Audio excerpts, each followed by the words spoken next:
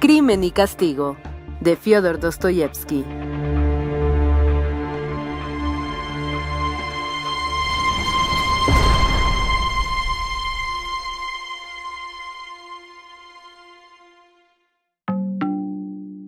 Apenas se hubo marchado la sirvienta, Raskolnikov se levantó, echó el cerrojo, deshizo el paquete de las prendas de vestir comprado por Razumikine y empezó a ponérselas. Aunque parezca extraño, se había serenado de súbito. La frenética excitación que hacía unos momentos le dominaba y el pánico de los últimos días había desaparecido. Era este su primer momento de calma, de una calma extraña y repentina. Sus movimientos, seguros y precisos, revelaban una firme resolución.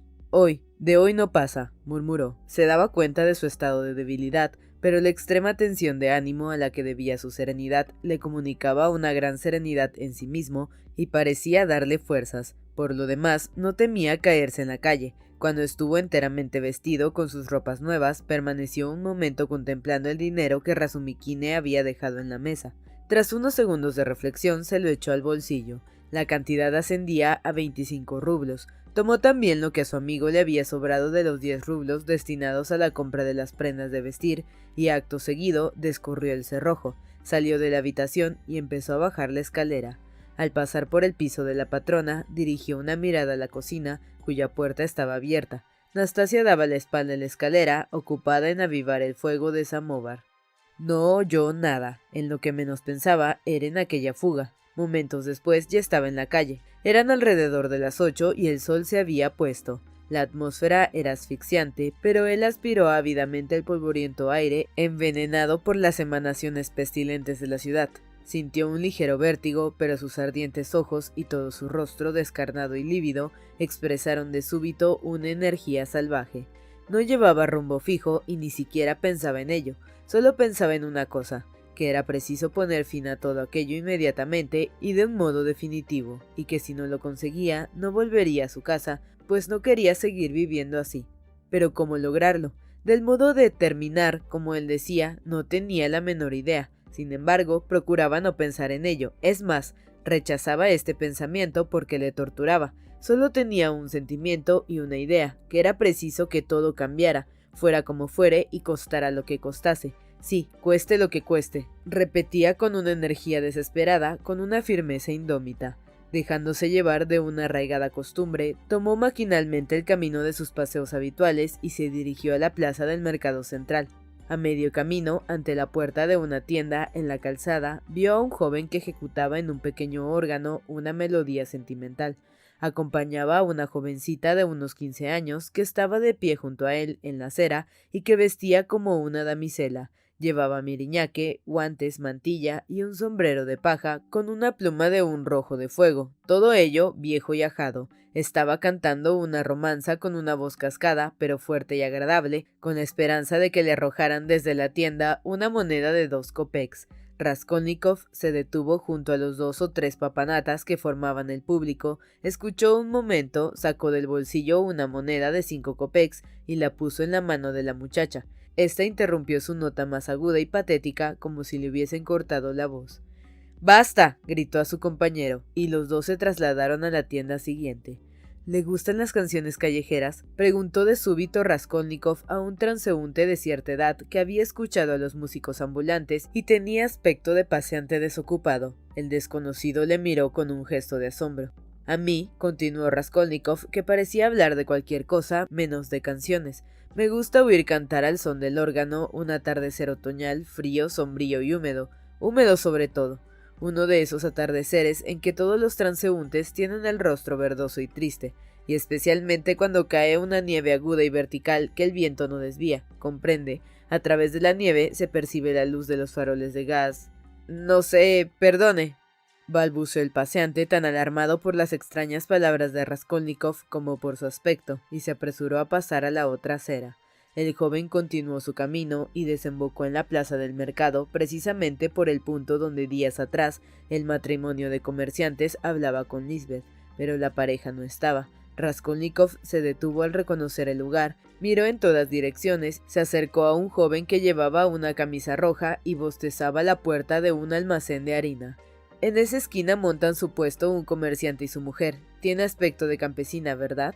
Aquí vienen muchos comerciantes, respondió el joven, midiendo a Raskolnikov con una mirada de desdén. ¿Cómo se llama? Como le pusieron al bautizarlo. ¿Eres tal vez de Zaraisk? ¿De qué provincia? El mozo volvió a mirar a Raskolnikov.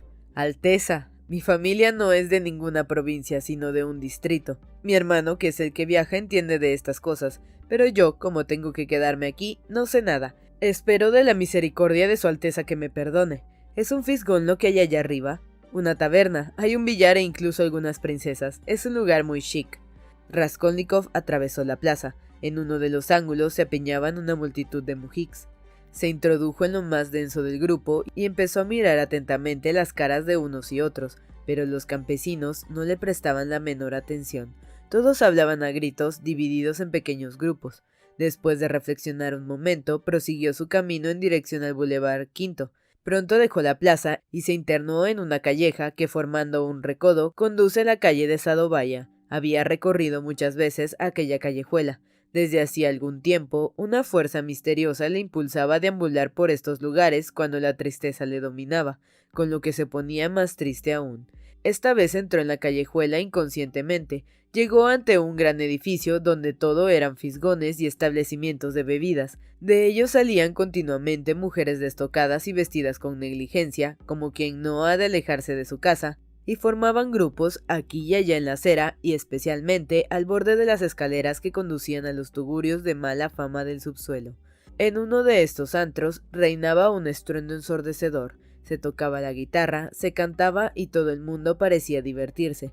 Ante la entrada había un nutrido grupo de mujeres. Unas estaban sentadas en los escalones, otras en la acera y otras, en fin, permanecían de pie ante la puerta charlando. Un soldado, bebido, con el cigarro en la boca, erraba en torno de ellas, lanzando juramentos. Al parecer, no se acordaba del sitio a donde quería dirigirse. Dos individuos desarrapados cambiaban insultos, y en fin, se veía un borracho tendido cuán largo era en medio de la calle. Raskolnikov se detuvo junto al grupo principal de mujeres. Estas platicaban con voces desgarradas, vestían ropas de indiana, llevaban la cabeza cubierta y calzado de cabritilla. Unas pasaban de los 40, otras apenas habían cumplido los 17. Todas tenían los ojos hinchados. El canto y todos los ruidos que salían del tugurio subterráneo cautivaron a Raskolnikov. Entre las carcajadas y el alegre bullicio se oía una fina voz de falsete que entonaba una bella melodía, mientras alguien danzaba furiosamente al son de la guitarra, marcando el compás con los talones. Raskolnikov, inclinado hacia el sótano, escuchaba con semblante triste y soñador. «Mi hombre, amor mío, no me pegues sin razón», cantaba la voz aguda. El oyente mostraba un deseo tan ávido de captar hasta la última sílaba de esta canción, que se diría que aquello era para él cuestión de vida o muerte. «¿Y si entrase?», pensó. «Se ríen, es la embriaguez. ¿Y si yo me embriagase también?» «¿No entra usted, caballero?», le preguntó una de las mujeres. Su voz era clara y todavía fresca, parecía joven y era la única del grupo que no inspiraba repugnancia. Raskolnikov levantó la cabeza y exclamó mientras la miraba: «¡Qué bonita eres!». Ella sonrió, el cumplido la había emocionado. «Usted también es guapo, mozo», dijo. «Demasiado delgado», dijo otra de aquellas mujeres con voz cavernosa. «Seguro que acaba de salir del hospital». «Parecen damas de alta sociedad, pero esto no les impide tener la nariz chata», dijo de súbito un alegre mujik que pasaba por allí con la blusa desabrochada y el rostro ensanchado por una sonrisa. «Esto alegra el corazón. En vez de hablar tanto, entra». «Te obedezco, amor mío». Dicho esto, entró y se fue rodando escaleras abajo. Raskolnikov continuó su camino. «Oiga, señor», le gritó la muchacha apenas vio que echaba a andar. «¿Qué?». Ella se turbó. «Me encantaría pasar unas horas con usted, caballero, pero me siento cohibida en su presencia. Deme 6 kopecks para beberme un vaso, amable señor». Raskolnikov buscó en su bolsillo y sacó todo lo que había en él, 3 monedas de 5 kopecks. «Oh, qué príncipe tan generoso. ¿Cómo te llamas?» «Llámame Duclida». «Es vergonzoso», exclamó una de las mujeres del grupo, sacudiendo la cabeza con un gesto de desesperación. «No comprendo cómo se puede mendigar de ese modo. Solo de pensarlo me muero de vergüenza».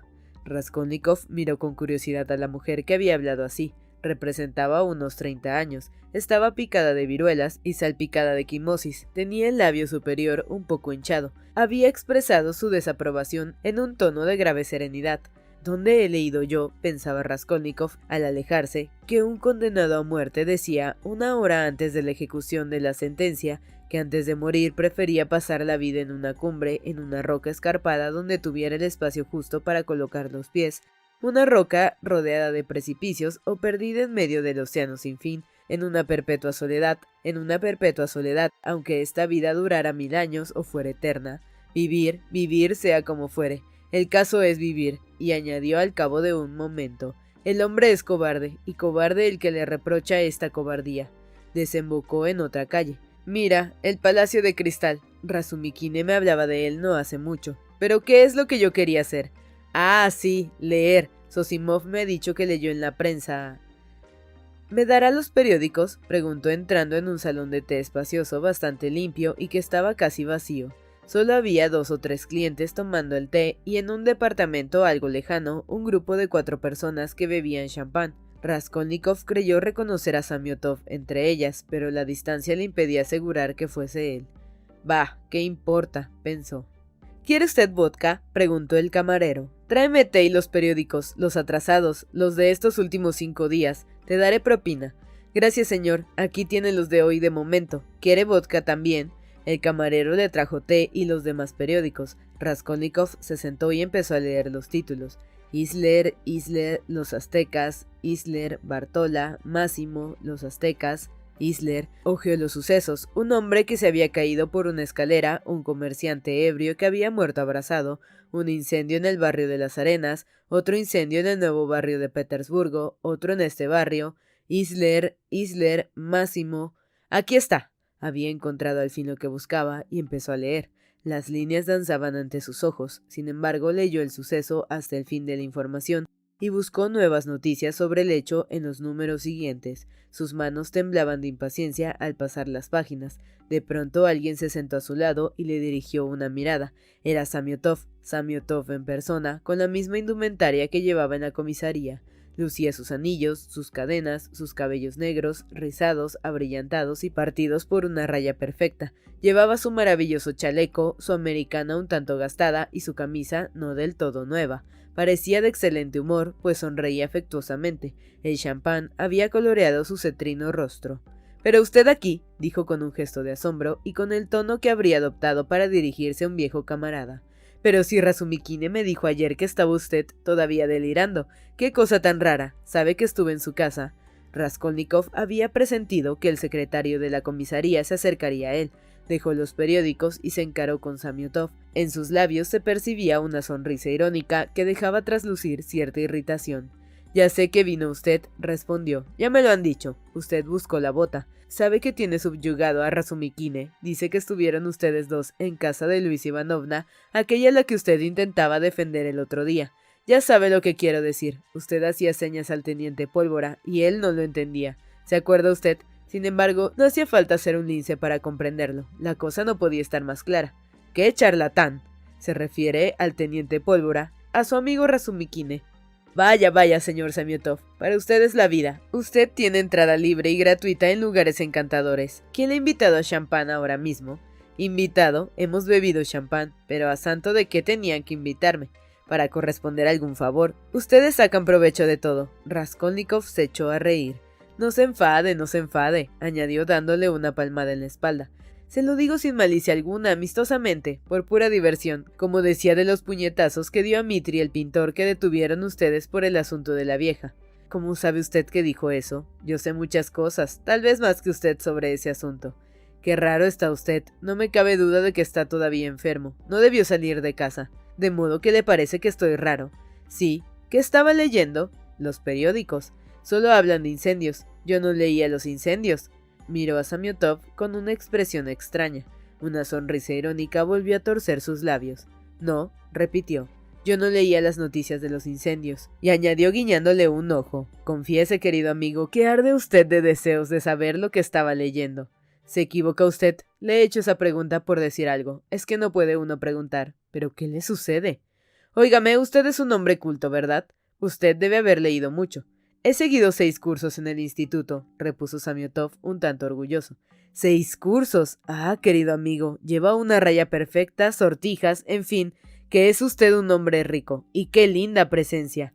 Raskolnikov soltó una carcajada en la misma cara de su interlocutor, el cual retrocedió no porque se sintiera ofendido, sino a causa de la sorpresa. «Qué extraño está usted», dijo muy serio Samiotov. «Yo creo que aún desvaría». «¿Desvariar yo? Te equivocas, hijito». «¿Así? ¿Cree usted que estoy extraño? Y se pregunta usted por qué, ¿no?» «Sí. ¿Y desea usted saber lo que he leído, lo que he buscado en los periódicos? Mire cuántos números he pedido. Esto es sospechoso, ¿verdad?» «¿Pero qué dice usted? Usted cree que ha atrapado al pájaro en el nido». «¿Qué pájaro?» «Pues se lo diré. Ahora le voy a participar, mejor dicho, a confesar». «No, tampoco. Ahora voy a prestar declaración y usted tomará nota. Esta es la expresión. Pues bien, declaro que he estado buscando y rebuscando», hizo un guiño, seguido de una pausa, «que he venido a leer aquí los detalles relacionados con la muerte de la vieja usurera». Las últimas palabras las dijo en un susurro y acercando tanto su cara a la de Samiotov que casi llegó a tocarla. El secretario se quedó mirándole fijamente sin moverse y sin retirar la cabeza. Más tarde, al recordar este momento, Samiotov se preguntaba extrañado cómo podían haber estado mirándose así sin decirse nada durante un minuto. «¿Qué me importa a mí lo que usted estuviera leyendo?», exclamó de pronto desconcertado y molesto por aquella extraña actitud. «¿Por qué cree usted que me ha de importar? ¿Qué tiene de particular que usted estuviera leyendo ese suceso?». Pero Raskolnikov, en voz baja como antes, y sin hacer caso de las exclamaciones de Samiotov, siguió diciendo: «Me refiero a esa vieja de la que hablaban ustedes en la comisaría, ¿se acuerda? Cuando me desmayé. ¿Comprende usted ya?». «¿Pero qué he de comprender? ¿Qué quiere usted decir?», preguntó Samiotov inquieto. El semblante grave e inmóvil de Raskolnikov cambió de expresión repentinamente y el ex estudiante se echó a reír con la misma risa nerviosa e incontenible que le había cometido momentos antes. De súbito le pareció que volvía a vivir intensamente las escenas turbadoras del crimen. Estaba detrás de la puerta con el hacha en la mano, el cerrojo se movía ruidosamente. Al otro lado de la puerta, dos hombres la sacudían tratando de forzarla y lanzando juramentos, y él se sentía dominado por el deseo de insultarlos, de hacerles hablar, de mofarse de ellos, de echarse a reír con risa estrepitosa, grandes carcajadas. «¿O está usted loco o...?» dijo Samiotov. Se detuvo ante la idea que de súbito le había saltado. «¿O qué? Acabe, dígalo». «No», replicó Samiotov. «Es tan absurdo». Los dos guardaron silencio. Raskolnikov, tras un repentino arrebato de hilaridad, quedó triste y pensativo. Se acodó en la mesa y apoyó la cabeza en las manos. Parecía haberse olvidado de la presencia de Samiotov. Hubo un largo silencio. «¿Por qué no se toma el té?», dijo Samiotov. «Se va a enfriar». «¿Qué? ¿El té?» «Ah, sí». Raskolnikov tomó un sorbo, se echó a la boca un trozo de pan, fijó la mirada en Samiotov y pareció ahuyentar sus preocupaciones. Su semblante recobró la expresión burlona que tenía hacía un momento. Después Raskolnikov siguió tomándose el té. «Actualmente los crímenes se multiplican», dijo Samiotov. «Hace poco leí en las noticias de Moscú que habían detenido en esta ciudad a una banda de monederos falsos. Era una detestable organización que se dedicaba a fabricar billetes de banco». «Ese asunto ya es viejo», repuso con toda calma Raskolnikov. «Hace ya más de un mes que lo leí en la prensa. Así, ¿usted cree que esos falsificadores son unos bandidos? A la fuerza han de serlo». «Bah, son criaturas, chiquillos inconscientes, no verdaderos bandidos. Se reúnen 50 para un negocio. Esto es un disparate. Aunque no fueran más que 3, cada uno de ellos habría de tener más confianza en nosotros que en sí mismo, pues bastaría que cualquiera de ellos diera suelta la lengua en un momento de embriaguez para que todo se fuera abajo. Chiquillos inconscientes, no lo dude. Envían a cualquiera a cambiar billetes de banco, confiar una operación de esta importancia al primero que llega. Además, admitamos que esos muchachos hayan tenido suerte y que hayan logrado ganar 1.000.000 cada uno, y después, toda la vida dependiendo unos de otros, es preferible ahorcarse. Esa banda ni siquiera supo poner en circulación los billetes. Uno va a cambiar billetes grandes en un banco, le entregan 5.000 rublos y él los recibe con manos temblorosas. Cuenta 4.000 y el quinto millar se lo echa al bolsillo, tal como se lo han dado a toda prisa, pensando solamente en huir cuanto antes. Así da lugar a que sospechen de él, y todo el negocio se va abajo por culpa de ese imbécil. Es increíble. ¿Increíble que sus manos temblaran? Pues yo lo comprendo perfectamente. Me parece muy natural. Uno no es siempre dueño de sí mismo. Hay cosas que están por encima de las fuerzas humanas. Pero temblar solo por eso. ¿De modo que usted se cree capaz de hacer frente con serenidad a una situación así? Pues yo no lo sería. Por ganarse 100 rublos, ir a cambiar billetes falsos. ¿Y a dónde? A un banco cuyo personal es gente experta en el descubrimiento de toda clase de ardides. No, yo habría perdido la cabeza, usted no. Raskolnikov volvió a sentir el deseo de tirar de la lengua al secretario de la comisaría. Una especie de escalofrío le recorría la espalda. Yo habría procedido de modo distinto, manifestó. Le voy a explicar cómo me habría comportado al cambiar el dinero. Yo habría contado los 1000 primeros rublos, lo menos 4 veces, examinando los billetes por todas partes. Después, el segundo fajo. De este habría contado la mitad, y entonces me habría detenido. Del montón habría sacado un billete de 50 rublos y lo habría mirado al trasluz, y después, antes de volver a colocarlo en el fajo, lo habría vuelto a examinar de cerca, como si temiese que fuera falso. Entonces habría empezado a contar una historia. Tengo miedo, ¿sabe? Un pariente mío ha perdido de este modo el otro día 25 rublos. Ya con el tercer millar en la mano, diría, perdone, me parece que no he contado bien el segundo fajo, que me he equivocado al llegar a la séptima centena. Después de haber vuelto a contar el segundo millar, contaría el tercero con la misma calma y luego los otros dos. Ya cuando los hubiera contado todos, habría sacado un billete del segundo millar y otro del quinto, por ejemplo, y habría rogado que me los cambiasen. Habría fastidiado al empleado de tal modo que él solo habría pensado en librarse de mí. Finalmente, me habría dirigido a la salida, pero al abrir la puerta, «Ah, perdone», y habría vuelto sobre mis pasos para hacer una pregunta. Así habría procedido yo. «Es usted terrible», exclamó Samiotov entre risas. «Afortunadamente, no son más que palabras. Si usted se hubiera visto en el trance, habría obrado de modo muy distinto como dice. Créame, no solo usted o yo, sino el más ducho y valeroso aventurero, habría sido dueño en sí de tales circunstancias. Pero no hay que ir tan lejos. Tenemos un ejemplo en el caso de la vieja asesinada en nuestro barrio. El autor del hecho ha de ser un bribón lleno de coraje, ya que ha cometido el crimen durante el día, y puede decirse que ha sido un milagro que no lo hayan detenido. Pues bien, sus manos temblaron, no pudo consumar el robo, perdió la calma, los hechos lo demuestran. Raskolnikov se sintió herido. De modo que los hechos lo demuestran. Pues bien, pruebe a atraparlo, dijo con mordaz ironía. No le quepa duda de que daremos con él. Ustedes, que ustedes darán con él. Ustedes qué han de dar. Ustedes solo se preocupan de averiguar si alguien derrocha el dinero. Un hombre que no tenía un cuarto empieza de pronto a tirar el dinero por la ventana. ¿Cómo no ha de ser culpable? Teniendo esto en cuenta, un niño podría engañarlos por poco que se lo propusiera. El caso es que todos hacen lo mismo, repuso Samiotov. Después de haber demostrado tanta destreza como astucia al cometer el crimen, se dejan coger en la taberna. Y es que no todos son tan listos como usted. Usted naturalmente no iría a una taberna. Raskolnikov frunció las cejas y miró a su interlocutor fijamente. «Oh, usted es insaciable», dijo malhumorado. «Usted quiere saber cómo obraría yo si me viese en un caso así». «Exacto», repuso Samiotov en un tono lleno de gravedad y firmeza. Desde hacía unos momentos su semblante revelaba una profunda seriedad. «Es muy grande ese deseo, mucho. Pues bien, he aquí cómo habría procedido yo». Al decir esto, Raskolnikov acercó nuevamente su cara a la de Samiotov y le miró tan fijamente que esta vez el secretario no pudo evitar un estremecimiento. He aquí cómo habría procedido yo. Habría tomado las joyas y el dinero y apenas hubiera dejado la casa, me habría dirigido a un lugar apartado, cercado de muros y desierto. Un solar o algo parecido. Ante todo, habría buscado una piedra de gran tamaño, de unas 40 libras por lo menos, una de esas piedras que, terminada la construcción de un edificio, suelen quedar en algún rincón junto a una pared. Habría levantado la piedra y entonces habría quedado al descubierto un hoyo.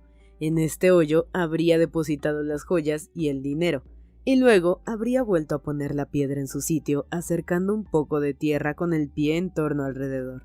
Luego me habría marchado y habría estado 1 año, 2 o 3 sin volver por allí, y ya podrían ustedes buscar al culpable. «Está usted loco», exclamó Samiotov. Lo había dicho también en voz baja y se había apartado de Raskolnikov. Este palideció horriblemente y sus ojos fulguraban.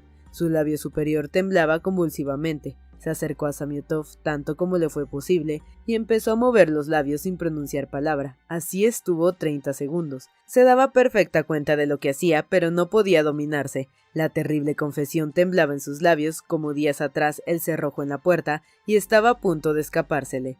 ¿Y si yo fuera el asesino de la vieja Elizabeth?, preguntó, e inmediatamente volvió a la realidad. Samiotov le miró con ojos extraviados y se puso blanco como un lienzo. Esbozó una sonrisa. ¿Es posible?, preguntó con un imperceptible susurro. Raskolnikov fijó en él una mirada venosa. «Confiese que se lo ha creído», dijo en un tono frío y burlón. «¿Verdad que sí? Confiéselo».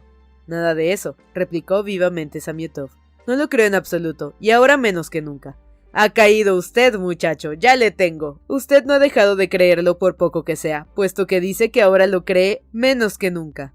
«No, no», exclamó Samiotov, visiblemente confundido. «Yo no lo he creído nunca. Ha sido usted, confiéselo, el que me ha atemorizado para inculcarme esta idea». «Entonces, ¿no lo cree usted? Es que no se acuerda de lo que hablaron ustedes cuando salí de la comisaría. Además, ¿por qué el teniente Pólvora me interrogó cuando recobré el conocimiento?» Se levantó, tomó su gorra y gritó al camarero. ¿Cuánto le debo? 30 kopecks, dijo el muchacho y acudió a toda prisa. Toma y 20 de propina. Mire, mire cuánto dinero. Continuó mostrando a Samiotov su temblorosa mano llena de billetes. Billetes rojos y azules, 25 rublos en billetes. ¿De dónde los he sacado? ¿Y estas ropas nuevas, cómo han llegado a mi poder? Usted sabe muy bien que yo no tenía un kopek. Lo sabe porque ha interrogado a la patrona. De esto no cabe duda. ¿Verdad que la ha interrogado? En fin. Basta de charla. ¡Hasta más ver! ¡Encantado! Y salió del establecimiento presa de una sensación nerviosa y extraña, en la que había cierto placer desesperado. Por otra parte, estaba profundamente abatido y su semblante tenía una expresión sombría. Parecía hallarse bajo los efectos de una crisis reciente. Una fatiga creciente le iba agotando. A veces recobraba de súbito las fuerzas por obra de una violenta excitación, pero las perdía inmediatamente tan pronto como pasaba la acción de este estimulante ficticio. Al quedarse solo, Samiotov no se movió de su asiento. Allí estuvo largo rato pensativo. Raskolnikov había trastornado inesperadamente todas sus ideas sobre cierto punto y fijado definitivamente su opinión.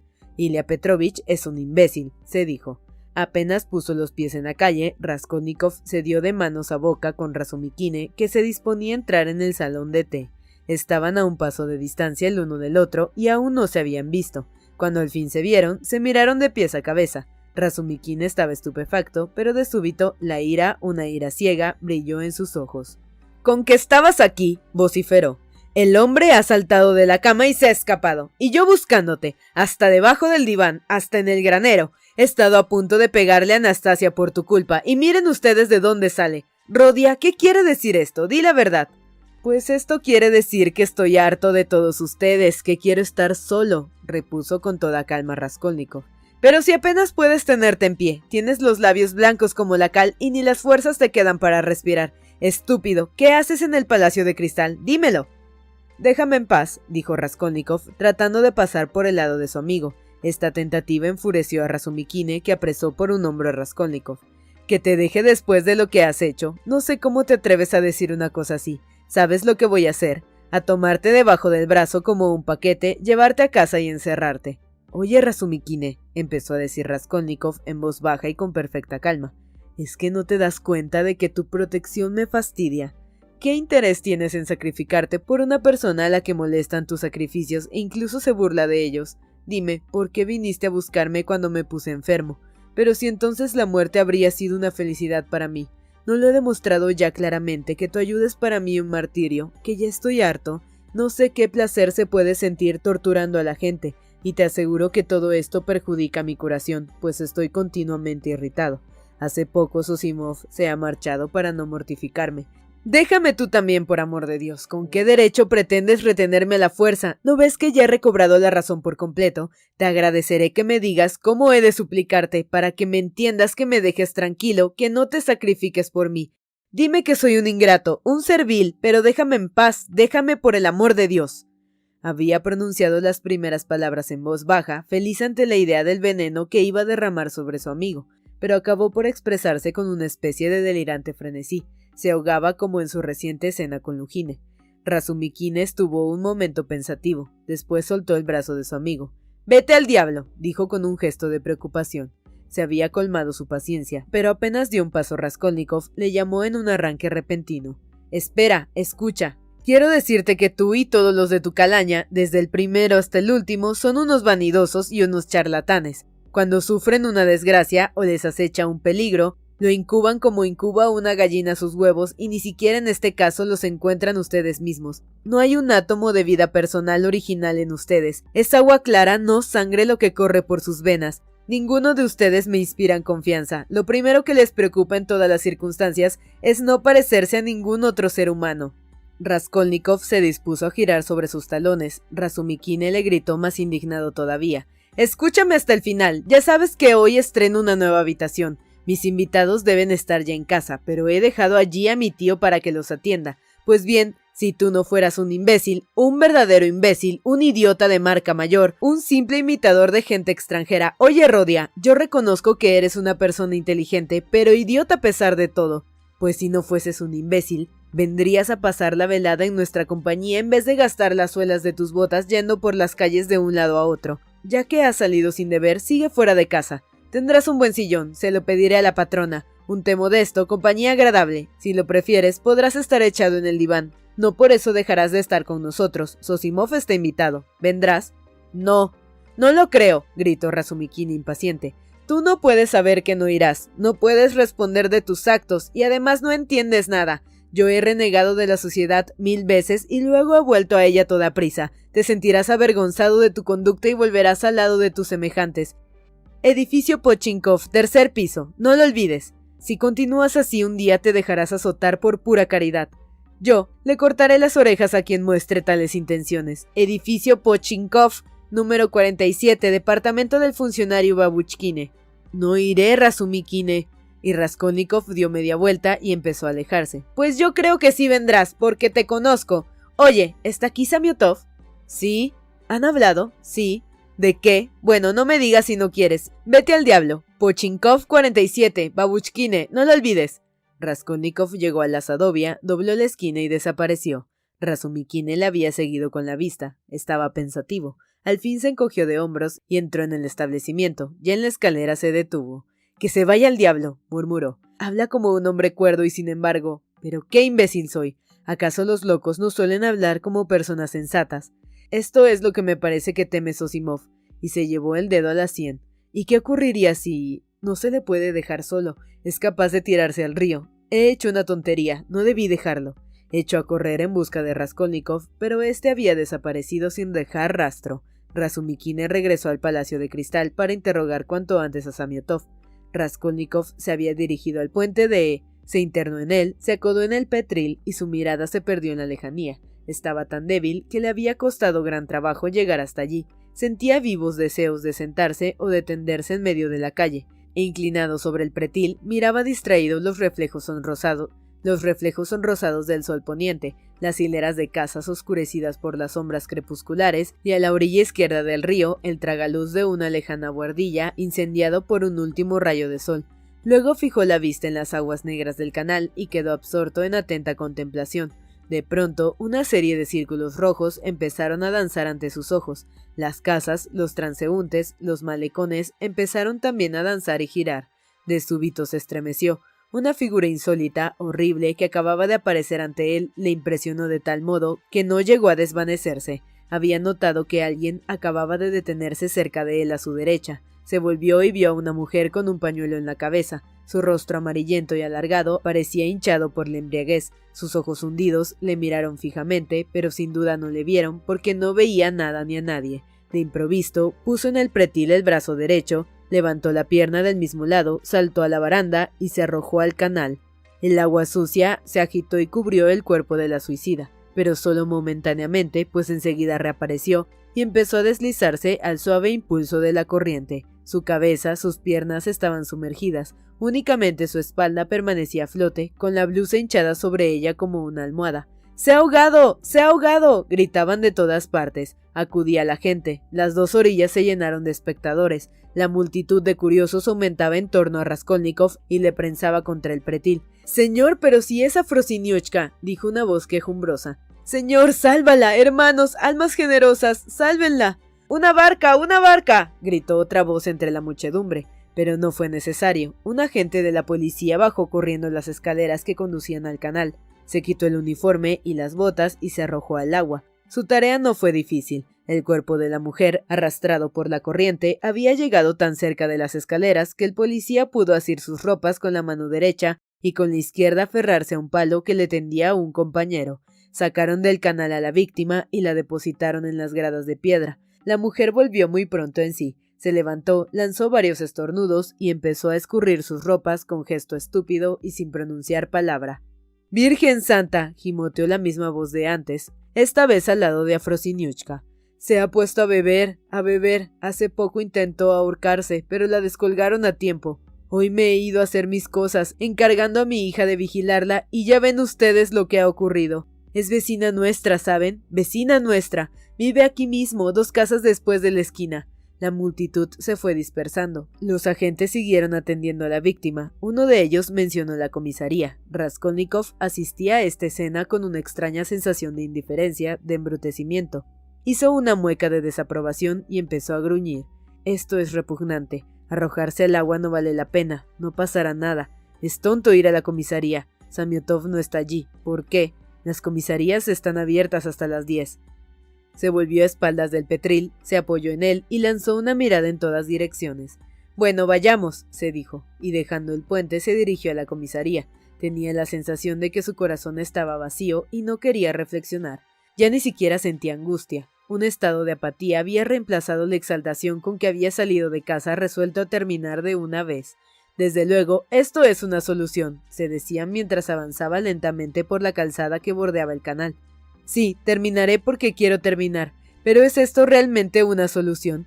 El espacio justo para poner los pies. Vaya un final. Además, ¿se puede decir que esto sea un verdadero final? ¿Debo contarlo todo o no? Demonio, qué rendido estoy. Si pudiese sentarme o echarme aquí mismo. Pero qué vergüenza hacer una cosa así. ¿Se le ocurre a uno cada estupidez?» Para dirigirse a la comisaría tenía que avanzar derechamente y doblar a la izquierda por la segunda travesía. Inmediatamente encontraría lo que buscaba, pero al llegar a la primera esquina se detuvo, reflexionó un momento y se internó en la callejuela. Luego recorrió 2 calles más, sin rumbo fijo, con el deseo inconsciente de ganar unos minutos. Iba con la mirada fija en el suelo. De súbito experimentó la misma sensación que si alguien le hubiera murmurado unas palabras al oído. Levantó la cabeza y advirtió que estaba a la puerta de aquella casa, la casa a la que no había vuelto desde aquella tarde. Un deseo enigmático e irresistible se apoderó de él. Raskolnikov cruzó la entrada y se creyó obligado a subir al 4º piso del primer cuerpo del edificio situado a la derecha. La escalera era estrecha, empinada y oscura. Raskolnikov se detenía en todos los rellanos y miraba con curiosidad a su alrededor. Al llegar al primero, vio que en la ventana faltaba un cristal. Entonces estaba, se dijo, y poco después, «Este es el departamento del segundo donde trabajaba Nikolachka y Mitri. Ahora está cerrado y la puerta pintada, sin duda ya está habitado. Luego el 3er piso y enseguida el 4. Este es». Raskolnikov tuvo un gesto de estupor. La puerta del piso estaba abierta y en el interior había gente, pues se oían voces. Esto era lo que menos esperaba. El joven vaciló un momento, después subió los últimos escalones y entró en el piso. Lo estaban remozando, como habían hecho con el segundo. En él había 2 empapeladores trabajando, cosa que le sorprendió sobremanera. No podría explicar el motivo, pero se había imaginado que encontraría el piso como lo dejó aquella tarde. Incluso esperaba, aunque de un modo impreciso, encontrar los cadáveres en el entarimado, pero en vez de eso veía paredes desnudas, habitaciones vacías y sin muebles. Cruzó la habitación y se sentó en la ventana. Los 2 obreros eran jóvenes, pero uno mayor que el otro. Estaban pegando en las paredes papeles nuevos, blancos y con florecillas de color malva para sustituir el empapelado anterior, sucio, amarillento y lleno de desgarrones. Esto desagradó profundamente a Raskolnikov. Miraba los nuevos papeles con gesto hostil. Era evidente que aquellos cambios le contrariaban. Al parecer los empapeladores se habían retrasado. De aquí que se apresurasen a enrollar los restos del papel para volver a sus casas. Sin prestar apenas atención a la entrada de Raskolnikov, siguieron conversando. Él se cruzó de brazos y se dispuso a escucharlos. El de más edad estaba diciendo: «Vino a mi casa al amanecer cuando estaba clareando, ¿comprendes? Y llevaba el vestido de los domingos. ¿A qué vienen esas miradas tiernas?», le pregunté. Y ella me contestó: «Quiero estar sometida a tu voluntad desde este momento, Tit Ivanovich. Ya ves, y como te digo, iba a la mar de emperifollada, parecía un grabado de revista de modas. ¿Y qué es una revista de modas?, preguntó el más joven con el deseo de que su compañero le instruyera. Pues una revista de modas, hijito, es una serie de figuras pintadas. Todas las semanas las reciben del extranjero nuestros sastres, vienen por correo y sirven para saber cómo hay que vestir a las personas, tanto a las del sexo masculino como a las del sexo femenino. El caso es que son dibujos, ¿entiendes? «Dios mío, ¿qué cosas se ven en este Peter?», exclamó el joven entusiasmado. «Excepto a Dios, aquí se encuentra todo». «Todo excepto eso, amigo», terminó el mayor con acento sentencioso. Raskolnikov se levantó y pasó a la habitación contigua, aquella en donde había estado el arca, la cama y la cómoda. Sin muebles, le pareció ridículamente pequeña. El papel de las paredes era el mismo. En un rincón se veía el lugar ocupado anteriormente por las imágenes santas. Después de echar una ojeada por toda la pieza, volvió a la ventana. El obrero de más edad se quedó mirándole. «¿Qué desea usted?», le preguntó de pronto. En vez de contestarle, Raskolnikov se levantó, pasó al vestíbulo y empezó a tirar del cordón de la campanilla. Era la misma, la reconoció por su sonido de hojalata. Tiró del cordón otra vez y otra. Tiró del cordón otra vez y otra. Aguzó el oído mientras trataba de recordar. La atroz impresión recibida el día del crimen volvió a él con intensidad creciente. Se estremecía cada vez que tiraba del cordón y hallaba en ello un placer cuya violencia iba en aumento. «¿Pero qué quiere usted y quién es?», le preguntó el empapelador de más edad, yendo hacia él. Raskolnikov volvió a la habitación. «Quiero alquilar este departamento», repuso, «y es natural que desee verlo. De noche no se miran los pisos, además ha de subir acompañado del portero. Veo que han lavado el suelo, van a pintarlo. ¿Queda alguna mancha de sangre?» «¿De qué sangre? Aquí mataron a la vieja y a su hermana. Allí había un charco de sangre». «¿Pero quién es usted?», exclamó ya inquieto el empapelador. «¿Yo? Sí. ¿Quieres saberlo? Ven conmigo a la comisaría. Allí lo diré». Los dos trabajadores se miraron con expresión interrogante. «Ya es hora de que nos vayamos», dijo el mayor. «Incluso nos hemos retrasado. Vámonos, Aliochka. Tenemos que cerrar». «Entonces vamos», dijo Raskolnikov con un gesto de indiferencia. Fue él primero en salir. Después empezó a bajar lentamente la escalera. «Hola, portero», exclamó cuando llegó a la entrada.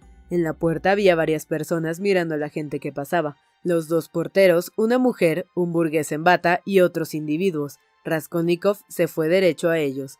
«¿Qué desea?», le preguntó uno de los porteros. «Ha estado en la comisaría». «De allí vengo. ¿Qué desea usted?» «¿Están todavía los empleados?» «Sí». «¿Está el ayudante del comisario?» «Hace un momento estaba. ¿Pero qué desea?» Raskolnikov no contestó. Quedó pensativo. «Ha venido a ver el piso», dijo el empapelador de más edad. «¿Qué piso?» «El que nosotros estamos empapelando. Ha dicho que por qué han lavado la sangre, que allí se ha cometido un crimen y que él ha venido para alquilar una habitación. Casi rompe el cordón de la campanilla a fuerza de tirones. Después ha dicho: «Vamos a la comisaría, allí lo contaré todo», y ha bajado con nosotros». El portero miró atentamente a Raskolnikov. En sus ojos había una mezcla de curiosidad y recelo. «Bueno, pero ¿quién es usted?»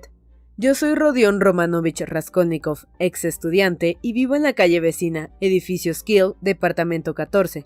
Pregunta al portero, me conoce».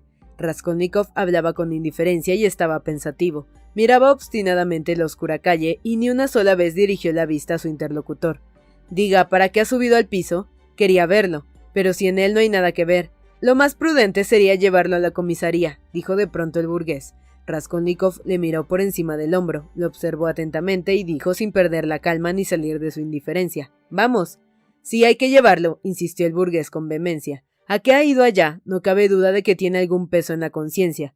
«A lo mejor dice esas cosas porque está bebido», dijo el empapelador en voz baja. «¿Pero qué quiere usted?», exclamó el nuevo portero, que empezaba a enfadarse de verdad. «¿Con qué derecho viene usted a molestarnos?» «¿Es que tienes miedo de ir a la comisaría?», le preguntó Raskolnikov en son de burla. «Es un vagabundo», opinó la mujer. «¿Para qué discutir?», dijo el otro portero, un corpulento mujik que llevaba la blusa desabrochada y un manojo de llaves pendiente de la cintura. «¡Hala, fuera de aquí! Desde luego es un vagabundo. ¿Has oído? ¡Largo!». Y tomando a Raskolnikov por un hombro, lo echó a la calle. Raskolnikov se tambaleó, pero no llegó a caer. Cuando hubo recobrado el equilibrio, los miró a todos en silencio y continuó su camino. «Es un bribón», dijo el empapelador. «Hoy cualquiera se puede convertir en un bribón», dijo la mujer. «Aunque no sea nada más que un granuja, debimos llevarlo a la comisaría». «Lo mejor es no mezclarse en estas cosas», opinó el corpulento mujik. Desde luego es un granuja. Estos tipos le enredan a uno de un modo que luego no sabe cómo salir. ¿Voy o no voy?, se preguntó Raskolnikov, deteniéndose en medio de una callejuela y mirando a un lado y a otro como si esperase un consejo. Pero ninguna voz turbó el profundo silencio que le rodeaba. La ciudad parecía tan muerta como las piedras que pisaba, pero muerta solamente para él. Solamente para él. De súbito distinguió a lo lejos, a unos 200 metros aproximadamente, al final de una calle, un grupo de gente que vociferaba. En medio de la multitud había un coche del que partía una luz mortecina. ¿Qué será? Dobló a la derecha y se dirigió al grupo. Se aferraba al menor incidente que pudiera retrasar la ejecución de su propósito, y al darse cuenta de ello sonrió. Su decisión era irrevocable. Transcurridos unos momentos, todo aquello habría terminado para él.